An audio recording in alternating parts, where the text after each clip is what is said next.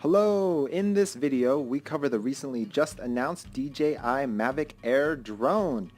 Just announced a little while ago today, as in about an hour ago. We have a lot to cover, so let's get right into it. Let's start with the specs.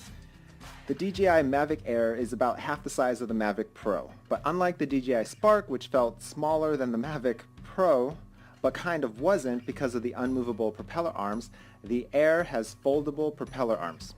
That's right. It also has a 7-camera vision system, so we'll get back to that.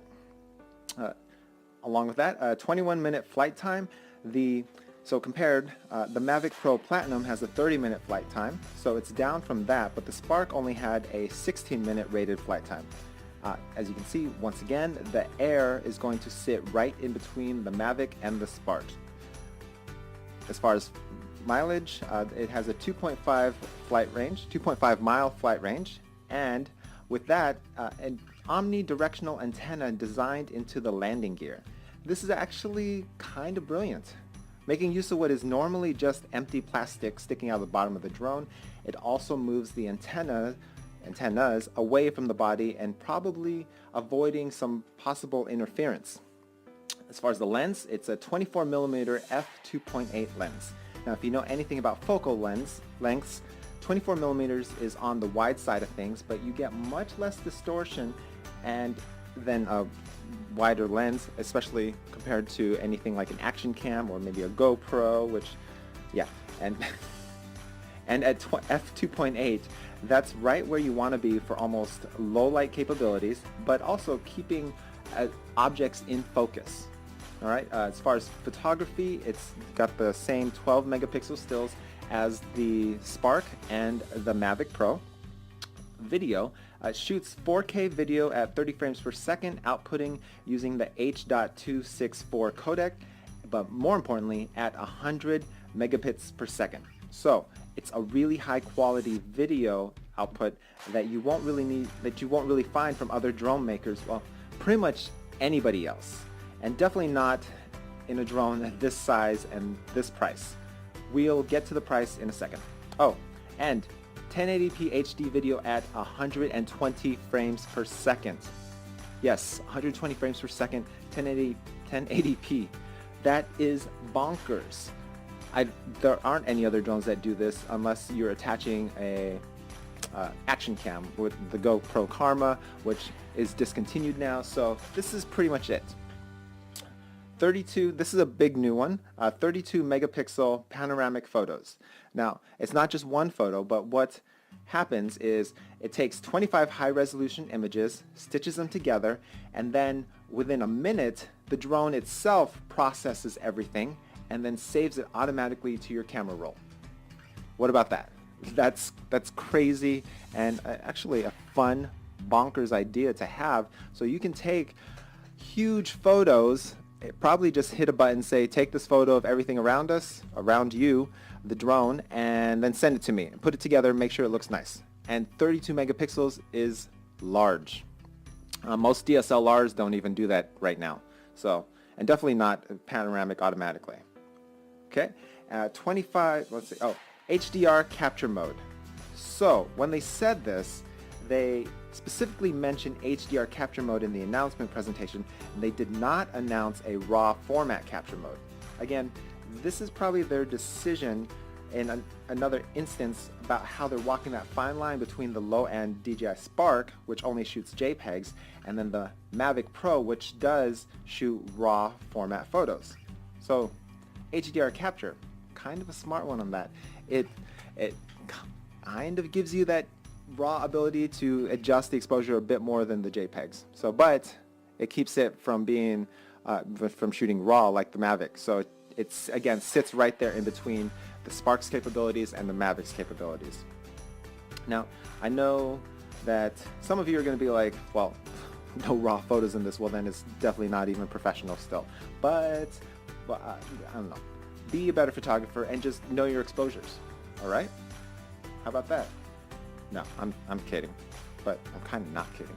Still, 3-axis gimbal. Again, this is a big deal because it's such a small drone, and there aren't any drones even close to this size that have a gimbal. Most other drones don't even have gimbals on them. They just do a sort of electronic stabilization by taking a 4K image, cropping it as much as they need to down to 1080p, and that's how they do the stabilization.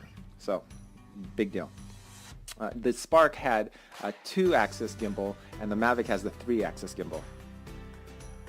On the back, or somewhere on it, is a USB Type-C port to transfer files. And now, another thing, what else is updated is the active track and quick shot modes. When these things, the active track and quick shot modes, first came out, I think everyone or most of us thought they were kind of gimmicks. Definitely the quick shot for amateurs, but the flight technology to do this, along with the high quality of the shots and just the drone flying around on its own and steady and everything else on these products, make them really useful features that you still don't find on many other drones.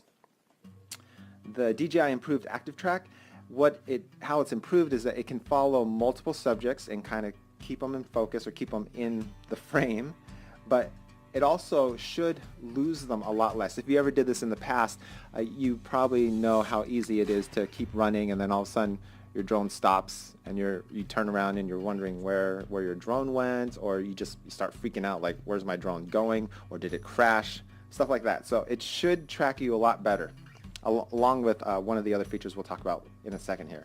As far as the quick shot modes, it adds 2 more, Asteroid and Boomerang.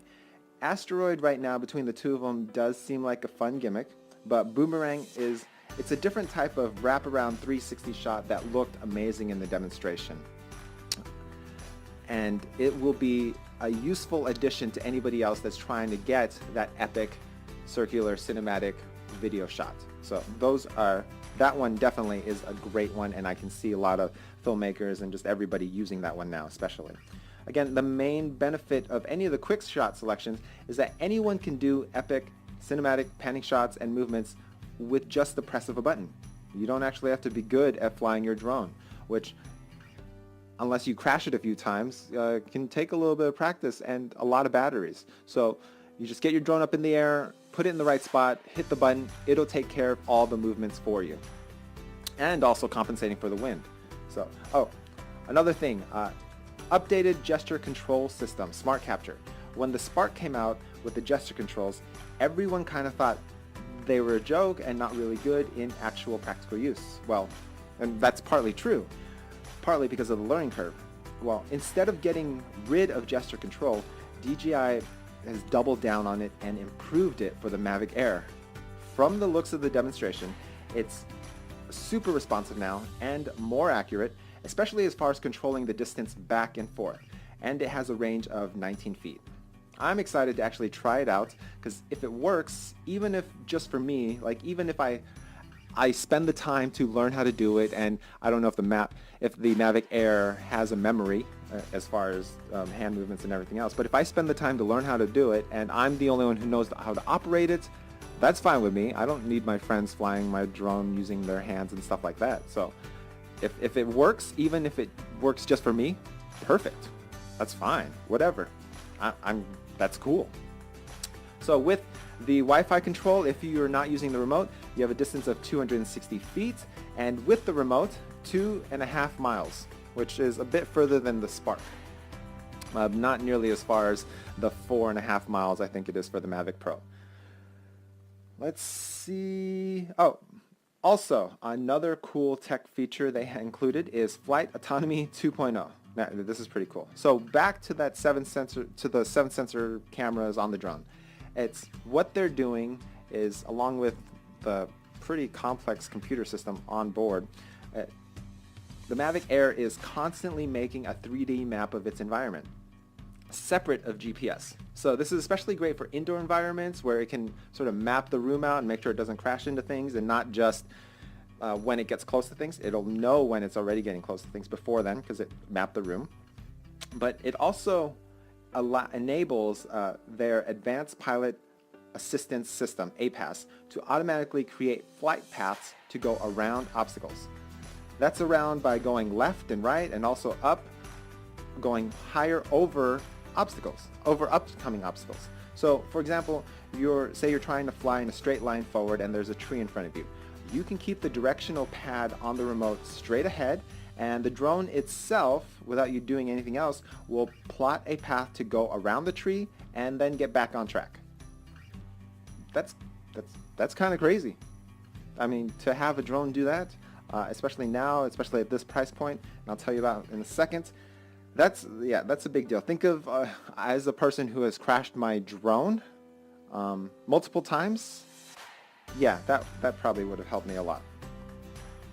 And with that, so with that also sort of 3D mapping and all the sensors and everything else, more precise return home and landing, which is always nice, especially if when it returns home and there are obstacles on the way home. I think there have been instances where I have stopped the automatic return home because I saw that it was just going to crash. So hopefully it avoids those crashes as well on the just return home. Speed, 42.5 miles per hour in sport mode. That's really fast, and I bet that looks really fast too, because I know with the Spark, which was, with it being so small, when it would burst to 30 miles per hour, it looked like it was on speed. It looked just dumb fast. So it'll be cool to see what the Air, which shouldn't be much larger than the Spark, will look like when it's going 12 miles faster. With that, more stability in the wind. The Mavic Air can handle wind speeds up to 22 miles per hour, and it can take off at height of 16,000 feet above sea level. Now, 16,000 feet is really, really, really high. Like, most of you are probably not ever going to be that high, but the air gets thinner and all the other conditions, it gets more difficult to basically take off and fly, especially with propellers or even airplanes at that height. So, yeah, I mean, if you're doing your adventures, that's great, and it takes over that too. It takes care of that. Color options. There are 3 color options right now. Arctic White, which is a matte finish, and then Onyx Black, metal sheen, and then the nice flame red glossy, if you want to be fancy with it. So, as far as price, let's get to that. Again, sitting right in between the DJI Spark and the Mavic Pro. The base level, standard level Mavic Air is priced at $799. You get the drone, 1 battery, 1 remote, 2 sets of propellers, and a standard case. The standard case is basically a sort of protective rubber case, kind of like a standalone camera case for just the drone itself. Now, with as usual, they have a Fly More combo. That will be $999, so just under $1,000. And I think the Fly More combo on the Mavic Pro is roughly, it's about $1,100 to $1,200 depending on where you're buying it from. So $999 for the Fly More combo on the Mavic Air. You get the remote, an extra set of extra propellers, 2 batteries, and a 4 battery charging hub along with a shoulder bag, so you can carry more than just the drone by itself in the case. Now, when can you buy this drone goodness? Guess what? Pre-orders start today, January 23rd on DJI.com, and then they ship January 28th. That's 5 days from now. Wow, that's amazing.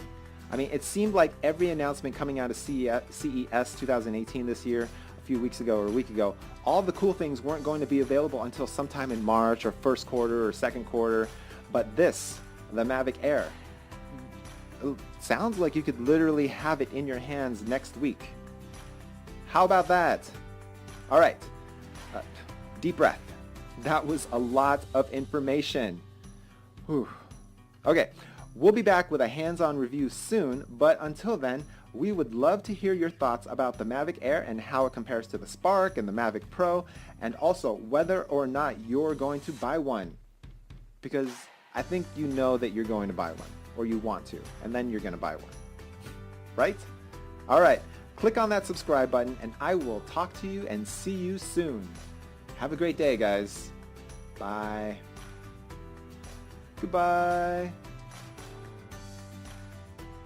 Hi there. Just a quick note, we'd love it if you clicked on that subscribe button down below.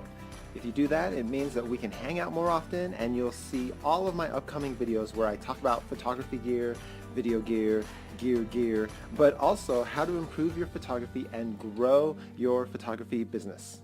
I know, I'm just a stuffed animal, and who wants to listen to a stuffed animal? You do, because you're awesome and you have excellent, excellent taste. So please click on that subscribe button and I will see you tomorrow. Thanks.